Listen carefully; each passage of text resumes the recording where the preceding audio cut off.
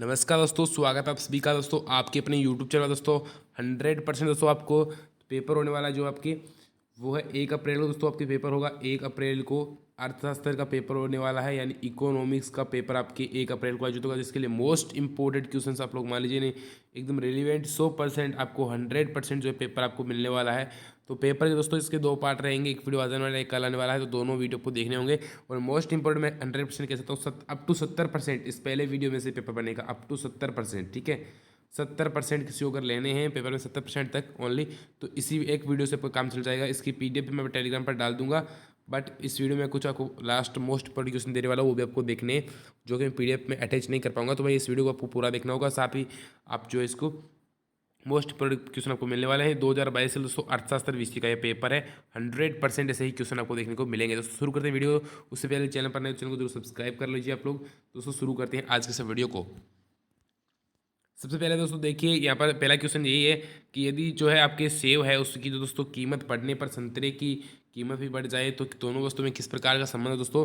तो इसमें जो संबंध है वो स्थानापन्न का संबंध है, क्योंकि दोस्तों सेब तथा संतरा स्थानापन्न वस्तुएं दूसरे के स्थान पर प्रयोग में लाई जा सकती है। फिर दोस्तों क्या है कि आय विधि से सकल घरेलू उत्पाद ज्ञात करने का दोस्तों सूत्र क्या है, तो यहाँ पर उसका आंसर हो जाएगा आपकी GDP, यानी P+IN+R। ठीक है, ये सूत्र है आपके। ठीक है, अगला तीसरा प्रश्न है आपके, प्रति व्यक्ति आय ज्ञात करने का दोस्तों सूत्र क्या है। तो प्रति व्यक्ति का दोस्तों आय ज्ञात करने का आपके सूत्र है वो है राष्ट्रीय आय प्लस कुल जनसंख्या। ठीक है, फिर हम लोग बात करेंगे वह मुद्रा जो सरकार के आदेश द्वारा जारी की जाती है दोस्तों, उसे क्या कहते हैं हम लोग, उसे कहते हैं यानी आदेश मुद्रा, उसे हम लोग कहते हैं। ठीक है, अगला है सकल घरेलू उत्पाद निर्धारण करने का केंद्र सिद्धांत आधारित है दोस्तों। तो इस वो जो है आधारित किस पर आधारित है दोस्तों, वो है आपके उपरोक्त सभी पर, यानी आपके बंद अर्थव्यवस्था की मान्यता पर भी, अल्पकालीन विश्लेषण की मान्यता पर भी, और AS के पूर्णतया लोचदार होने की मान्यता पर भी आधारित होता है। ठीक है, फिर है राजकोषीय घाटे का दोस्तों सूत्र क्या है। तो राजकोषीय दोस्तों घाटा है, उसका सूत्र है आपके कुल व्यय जो आपका है ना, जो कुल खर्चा है उधार को छोड़कर कुल प्राप्तियां जो है वो होता है। ठीक है, अगला दोस्तों हम लोग बात करते हैं यहाँ पर अगले एक प्रश्न की, जो कि 7वां प्रश्न है कि व्यापार शेष मापा जाता है दोस्तों। तो वो किससे मापा जाता है, तो वो आपके जो है वस्तुओं के निर्यात तथा आयात के अंतर से मापा जाता है दोस्तों। अगला है सर्वप्रथम माइक्रो शब्द का प्रयोग करने वाले अर्थशास्त्री दोस्तों कौन थे, तो वो थे आपके रेगनर फ्रिश दोस्तों। ठीक है, रेगनर फ्रिश ने दोस्तों इसका जो है किया था। फिर दोस्तों अगला है कॉफ़ी के मूल्य में वृद्धि होने से चाय की मांग दोस्तों बढ़ती है। ठीक है, क्योंकि दोस्तों लोग काफ़ी स्थान पर चाय पियेंगे।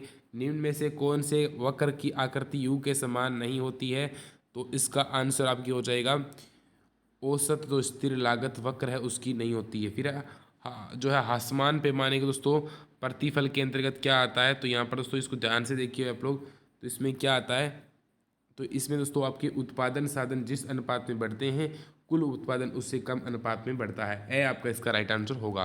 दोस्तों इकोनॉमिक्स का पेपर है, 100% ऐसा ही पेपर आपको देखने को मिलने वाला है। जब सीमांत संप्राप्ति धनात्मक होती है तो मांग की कीमत लोच होती है। तो इसका दोस्तों क्या होगा, इसका दोस्तों होगा आपके इकाई से अधिक सह। इसमें दोस्तों करेक्ट आंसर आपकी जो है सह, इसमें जो है आपकी करेक्ट आंसर जो है होगा।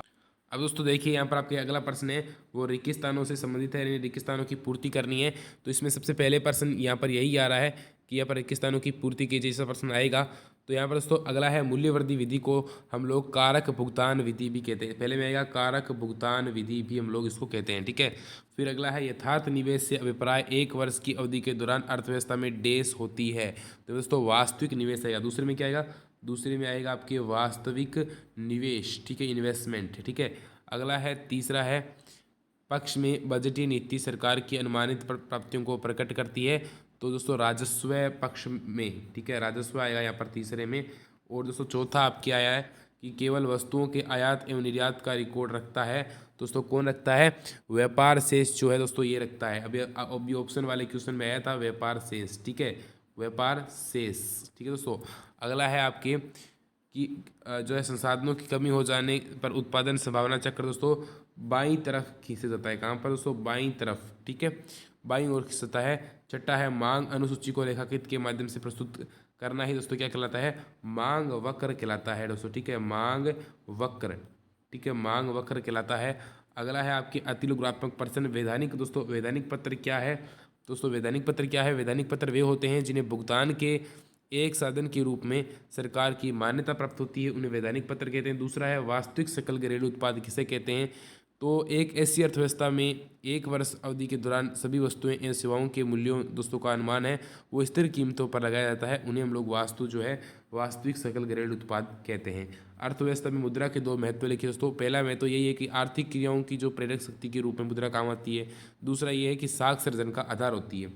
चौथा है अर्थशास्त्र को परिभाषित कीजिए, तो अर्थशास्त्र वह विज्ञान है जिसमें मनुष्यों की आवश्यकता की पूर्ति के लिए किए जाने वाले आर्थिक प्रयत्नों का यानी आर्थिक क्रियाओं का हम लोग अध्ययन करते हैं। अर्थशास्त्र का पेपर है तो ये क्वेश्चन आपके लिए मोस्ट इंपॉर्टेंट हो जाता है, इजी क्वेश्चन भी है, ठीक है। अगला है पूर्ण रोजगार की अवधारणा को परिभाषित कीजिए, तो पूर्ण रोजगार से अभिप्राय उस स्थिति से जिसमें श्रम की मांग श्रम की पूर्ति के बराबर होती है अथवा ऐसी स्थिति जिनमें उन सभी लोगों को रोजगार मिल जाता है जो मजदूरी की प्रचलित दर पर काम करने के दोस्तों इच्छुक है। अगला है संतुलित बजट के दो लाभ बताइए, तो एक तो लाभ ये होगा कि सरकार द्वारा अपव्यय नहीं किया जाएगा और दूसरा है वित्तीय स्थिरता बनी रहेगी। अगला सातवां क्वेश्चन है कि आपके एक फर्म की संप्राप्ति बाजार कीमत था उसके द्वारा बेची गई मात्रा जो में क्या संबंध है, तो तटस्थता इसमें क्या होगा, इसमें आपके क्या संबंध है कि एक फर्म बाजार में अपनी उत्पादित वस्तु को बेचकर जो आय प्राप्त करती है उसे संप्राप्ति हम लोग कहते हैं, ठीक है। ये तो स्पष्ट हो गया संप्राप्ति वाला। फिर है बाजार कीमत, तो कुल उत्पादित वस्तुओं की मात्रा को वस्तु की कीमत से गुणा करने पर जो गुणनफल उसे मिलता है उसे हम लोग संप्राप्ति कहते हैं। अगला दोस्तों आठवां है, आठवां क्वेश्चन ध्यान से देखना, मोस्ट इंपॉर्टेंट क्वेश्चन है कि तथ जो है तटस्थता दोस्तों मानचित्र किसे कहते हैं हम लोग, तो किसी वस्तु यहाँ पर किसे कहते हैं वो कहते हैं एक वक्रों के एक समूह को व्यक्त करता है उसे हम लोग कहते हैं। अगला है कि मांग के किन्हीं दो निर्धारित तत्वों को लिखिए दोस्तों, तो एक तो होता है वस्तु की कीमत और दूसरा है उपभोक्ता की आय। अगला है सामाजिक लागत से दोस्तों क्या आशय, किसी वस्तु के उत्पादन के लिए संपूर्ण समाज को जो कीमत चुकानी पड़ती है उसे सामाजिक दोस्तों लागत है वो हम लोग कहते हैं। अगला है उत्पादन फलन की दो विशेषता हैं वो आप लोगों को लिखनी है, तो ये क्या होगी, एक तो विशेषता आपकी ये होगी कि एक उत्पादन फलन को दिए गए प्रौद्योगिकी यानी ये दोस्तों टेक्नोलॉजिकल ज्ञान है के रूप में परिभाषित किया जा सकता है, और ये आगतों की मात्रा तथा निर्गतों की मात्रा के बीच संबंध को भी व्यक्त करता है। अगला है साधन के प्रतिफल तथा पैमाने के प्रतिफल में दो अंतर लिखिए, तो यहाँ पर ये क्वेश्चन मोस्ट इंपॉर्टेंट होता है आपके लिए कि ये पूछ रहा है, तो इसमें दोस्तों आपके सारणी बनाकर उत्तर देना। पहले यहाँ पर लिखोगे साधन के प्रतिफल एक तरफ, दूसरी तरफ सारणी बनाकर लिखोगे पैमाने के प्रतिफल। साधन के प्रतिफल में केवल एक साधन में ही परिवर्तन होता है तथा अन्य साधन स्थिर होते हैं, जबकि पैमाने में दोस्तों क्या होता है उत्पादन के सभी साधन परिवर्तनशील होते हैं। दूसरा साधन के प्रतिफल का दोस्तों संबंध अल्पकाल से होता है, जबकि इसका दोस्तों संबंध है वो दीर्घकाल से होता है। इस प्रकार दोस्तों के प्रश्न यहाँ पे कंप्लीट होते हैं। अगला प्रश्न है, यदि किसी दोस्तों वस्तु की कीमत ये है 20 रुपये है तो वस्तु की मांग मात्रा 300 इकाई है, यदि वस्तु की कीमत 10% गिर जाती है तो मांग मात्रा बढ़ाकर 300 इकाई हो जाती है, तो कीमत लोच दोस्तों है वो आपको ज्ञात करनी है। तो आप लोग ज्ञात किस प्रकार से दोस्तों करोगे, ठीक है, ज्ञात आप लोग किस प्रकार से यहाँ पर दोस्तों करने वाले हो वो यहाँ पर मोस्ट इंपॉर्टेंट आपके लिए रहने वाली है, ठीक है, ज्ञात किस प्रकार से आप लोग करोगे, ठीक है। हाँ दोस्तों फोर्थ क्वेश्चन आपके रह गया कि थोक जो कीमत है दोस्तों उसका सूचकांक से क्या आशय है, यानी दोस्तों थोक जो कीमत सूचकांक थोक बाजार में सामान्य कीमत स्तर को मापता है, जिस कीमत पर थोक बाजार में वस्तुओं का दोस्तों क्रय विक्रय होता है उसे थोक कीमत हम लोग कहते हैं। अगला है साख निर्माण को प्रभावित करने वाले कारक दोस्तों कौन कौन से हैं, दोस्तों इसमें कारक हम लोग बताएंगे कि एक तो जो है प्रारंभिक जमा राशि होती है, दोस्तों केंद्रीय बैंक की दोस्तों नीति होती है, और अगला दोस्तों संरचनात्मक बेरोजगारी हम लोग किसे कहते हैं, तो संरचनात्मक बेरोजगारी वह बेरोजगारी जो अर्थव्यवस्था में संरचनात्मक परिवर्तन के कारण उत्पन्न होती है, जैसे कि अर्थव्यवस्था बदल गई देश की तो इससे एक बेरोजगार उत्पन्न हो गए। संरचनात्मक बेरोजगारी अर्थव्यवस्था में औद्योगिक ढांचे के पिछड़ेपन, सीमित पूंजी, पुरानी उत्पादन तकनीकी इत्यादि के कारण जो है होती है। यदि निवेश में वृद्धि दर 100 करोड़ की है तथा सीमांत उपभोग 0.8 तो राष्ट्रीय आय में वृद्धि की दोस्तों आप लोगों को गणना करनी है, तो सूत्र लगाना है आपको, सूत्र लगाने पर दोस्तों क्या आंसर आएगा 500 करोड़ रुपए, ठीक है। अगला है आधिक्य बजट तथा संतुलित बजट को परिभाषित हम लोगों को करना है कि भाई आधिक्य बजट क्या होता है और संतुलित जो बजट है दोस्तों वो क्या होता है, ये स्पष्ट करना है। आधिक्य बजट से आय उस जिसमें जो है कुल आय से कम होते हैं उसे आधिक्य बजट कहते हैं, और संतुलित बजट में जिसमें सरकार की आय तथा व्यय दोनों बराबर होते हैं उसे संतुलित कहते हैं। अब है कि ये सातवां हो गया 100 करोड़ की है तो ये पर, ठीक है, आठवां भी हो गया। नौवां है कि ब्रिटेन वुड्स प्रणाली पर आप लोगों को संक्षिप्त दोस्तों टिप्पणी लिखनी है, तो 1944 में संयुक्त राज्य अमेरिका के ब्रिटेन वुड्स नामक पर संयुक्त राष्ट्र मौद्रिक वित्तीय सम्मेलन आयोजित किया गया और मुद्रा कोष इस प्रकार से आपका डॉलर, जिसके केंद्र में डॉलर रखा गया था। ठीक है, अगला है केंद्रीकृत योजनाबद्ध अर्थव्यवस्था तथा बाजार अर्थव्यवस्था में दोस्तों अंतर स्पष्ट कीजिए। तो केंद्रीकृत योजना दोस्तों इसमें क्या होता है, इसमें इस प्रकार की अर्थव्यवस्था में मांग एवं पूर्ति पर सरकार का नियंत्रण रहता है केंद्रीकृत योजनाबद्ध में। यानी इसमें तो क्या होता है कि सरकार का नियंत्रण होता है, और जो बाजार अर्थव्यवस्था होता है उसमें मांग और उसकी पूर्ति के अनुसार नियंत्रित होती है, और इस पर सरकार का नियंत्रण नहीं होता है। अब एक और अंतर देखते हैं कि केंद्रीकृत में क्या होता है। केंद्रीकृत में उत्पादन करने का मुख्य उद्देश्य सामाजिक कल्याण में वृद्धि करना होता है, जबकि बाजार में उद्देश्य क्या होता है, अधिकतम लाभ होता है, लाभ कमाना या फिर पैसा कमाना होता है। ठीक है, उत्पादन संभावना वक्र की कोई दो विशेषताएं लिखिए। तो उत्पादन संभावना वक्र की दो विशेषताएं ये है कि उत्पादन संभावना वक्र नीचे की ओर ढालू होता है, क्योंकि एक वस्तु की अधिक मात्रा किसी दूसरी वस्तु की मात्रा को कम करके ही प्राप्त की जा सकती है। उत्पादन संभावना वक्र की आकृति सीमांत अवसर लागत में वृद्धि होने के कारण मूल बिंदु की ओर अवनतोदर होती है। अब हम लोग आगे प्रश्न की ओर बढ़ते हैं। यहाँ पर अगला प्रश्न ये कह रहा है कि यदि किसी वस्तु की कीमत ये 20 रुपये इस प्रकार से है, तो उसकी 300 इकाई है, तो उसमें कितनी होगी दोस्तों। तो 12वें में आपको मांग में प्रतिशत परिवर्तन करने के लिए आपको सूत्र लगाना होगा। तो यहाँ पर दोस्तों 60 प्लस ये हो जाएगा 60 प्लस 300, 60 इंटू देखो ये तो 10 हो गया, 10 की 20 इंटू दोस्तों 10 है तो 300 हो गया। ठीक है, 60 300 इंटू 100 बराबर 20% आ गया। तो इस प्रकार से करते करते इसका आंसर आएगा, मांग की कीमत होगी वो आपके सिर्फ 2% यानी 2 आएगी। स्थिर लागत और परिवर्तनीय लागतों में कोई दो अंतर लिखने। तो स्थिर लागतें क्या होती है, पहले स्थिर लागत की बात करते हैं। स्थिर लागत होती है वो उत्पादन मात्रा पर निर्भर नहीं करती है, जबकि परिवर्तित लागत है वो उत्पादन जो है मात्रा पर निर्भर करती है। अब जो है इसमें क्या होता है स्थिर लागत में कि शून्य उत्पादन पर भी ये लागतें उठानी पड़ती है, जबकि ये जो है शून्य जो उत्पादन पर लागतें शून्य ही होती है। ठीक है, अब है सकल राष्ट्रीय उत्पाद किसे कहते हैं, ये मोस्ट इम्पोर्टेंट है। ठीक है, तो दोस्तों क्या होता है कि यहाँ पर सकल राष्ट्रीय उत्पाद का अर्थ है एक अर्थव्यवस्था के अंतर्गत एक वर्ष में उत्पादित सभी अंतिम वस्तुओं तथा सेवाओं का बाजार मूल्य तथा विदेशों से प्राप्त शुद्ध कारक आय का योग सकल राष्ट्रीय उत्पाद जो है दोस्तों कहलाता है। अगला है सामान्य वस्तु एवं निम्न स्तरीय वस्तुओं के बीच में अंतर स्पष्ट करने हैं। तो जो वे वस्तुएं जिन पर मांग का नियम लागू होता है सामान्य वस्तुएं कहलाती है, जबकि वे वस्तुएं जिन पर मांग का नियम लागू नहीं होता है वो जो है आपके यहाँ पर जो है निम्न स्तरीय वस्तुएं कहलाती है। ठीक है, अल्पकाधिकी जो है अल्प अधिकार बाजार में फर्मों की संख्या कम क्यों होती है, स्पष्ट कीजिए।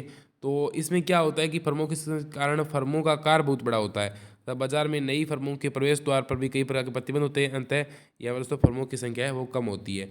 अब बड़े प्रश्न आने शुरू हो गए, इन प्रश्नों में आंसर आपको सीधे बताऊंगा। एक फर्म की कुल जो है स्थिर लागत, कुल परिवर्तनीय लागत तक कुल लागत क्या है समझाइए। तो स्थिर लागत तो आपको पता है कि जैसे कि कुल जो है उसमें कितनी होती है, भूमि का लगान, जैसे कि इस पर आ जाइए। परिवर्तित लागत जिसमें उत्पादन की मात्रा में वृद्धि होने पर वृद्धि होती है, उत्पादन में कमी होने पर कमी होती है, उसे कहते हैं। और कुल लागत जो है स्थिर लागत और कुल परिवर्तित लागत के योग को कुल लागत हम लोग कहते हैं। फिर 18% बाजार में फर्मों की संख्या में वृद्धि बाजार पूर्ति वक्र को किस प्रकार प्रभावित करती है, ये मोस्ट इंपोर्टेंट क्वेश्चन है। अगर ये खुली अर्थव्यवस्था तब बंद अर्थव्यवस्था में क्या अंतर है, ये भी वेरी वेरी मोस्ट क्वेश्चन में से एक है। अब खुली अर्थव्यवस्था किसे कहते हैं, तो खुली अर्थव्यवस्था का शेष विश्व के साथ आर्थिक संबंध होता है, जबकि बंद अर्थव्यवस्था का विश्व के साथ संबंध है वो नहीं होता है। और क्या होता है, और एक और ध्यान दीजिए कि यहाँ पर जो है खुली अर्थव्यवस्था में विकास की संभावना अपेक्षाकृत जो है अधिक है, जबकि इसमें बंद अर्थव्यवस्था में कम है। ठीक है, और इसमें जो है घरेलू उत्पाद यानी खुली अर्थव्यवस्था में दोस्तों घरेलू जो है आय तथा राष्ट्रीय आय में अंतर हो सकता है, जबकि इसमें घरेलू आय और राष्ट्रीय आय दोस्तों समान होती है। ठीक है, अगला है निम्नलिखित सूचना के आधार पर बताइए कि संतुलन आय में कितनी वृद्धि होगी। तो सीमांत उपभोग प्रवृत्ति को दे रखी है और सरकारी व्यय में वृद्धि को दे रखी है।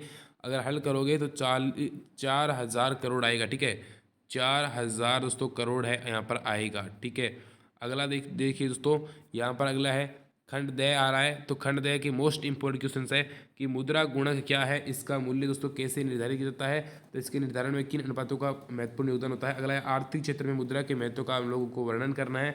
22% कुल उपयोगिता एवं सीमांत उपयोगिता से क्या आशय है, इन दोनों के मध्य संबंध को रेखाचित्र के माध्यम से स्पष्ट कीजिए। मोस्ट इंपोर्टेंट क्वेश्चन है। अगला है मांग के नियम का रेखाचित्र के द्वारा समझाइए मांग के नियम को। और अगला है जब मांग वक्र बाईं ओर तथा पूर्ति चक्र दाईं ओर शिफ्ट होता है तो संतुलन मात्रा तथा संतुलन कीमत पर पड़ने वाले प्रभावों को रेखाचित्र द्वारा समझाइए। ये भी एक मोस्ट इंपॉर्टेंट क्वेश्चन है। और लास्ट में क्वेश्चन है कि ज्यामितीय विधि से पूर्ति चक्र की लोच कैसे ज्ञात की जाती है, रेखाचित्रों के द्वारा स्पष्ट कीजिए। दोस्तों वेरी वेरी मोस्टेड क्वेश्चन है, वो आपके यहाँ पर कंप्लीट होते हैं। ठीक है, यहाँ पर जो है दोस्तों कंप्लीट होते हैं वेरी वेरी मोस्टेड क्वेश्चंस। और 100% दोस्तों इनमें से ही आपके क्वेश्चंस है वो आपको देखने को दोस्तों मिलेंगे। ठीक है, 100% क्वेश्चंस आपको देखने को मिलेंगे। और मैंने आपको पहले भी कहा था कि 100% ऐसे ही क्वेश्चन आपको जो है परीक्षा में आपको देखने को मिलेंगे। ठीक है दोस्तों, यही क्वेश्चन थे जो कि आपको बताने थे, और यही मोस्टेड क्वेश्चंस में से एक है जो कि आपके 100% परीक्षा में आपको जो है पूछे जाएंगे। आप लोग देख लेना चाहिए, 100% ये प्रश्न जो है पूछे जाएंगे। दोस्तों आज के इस वीडियो में इतना ही। दोस्तों मिलते हैं अगले वीडियो। दोस्तों जय हिंद जय भारत। तो ये मोस्ट इंपॉर्टेंट दोस्तों क्वेश्चन है, इनको रट लेना। इनकी PDF टेलीग्राम पर मैं डाल दूंगा। मैं दोस्तों बाय टेक केयर, मिलते हैं अगले वीडियो। दोस्तों जय हिंद जय भारत।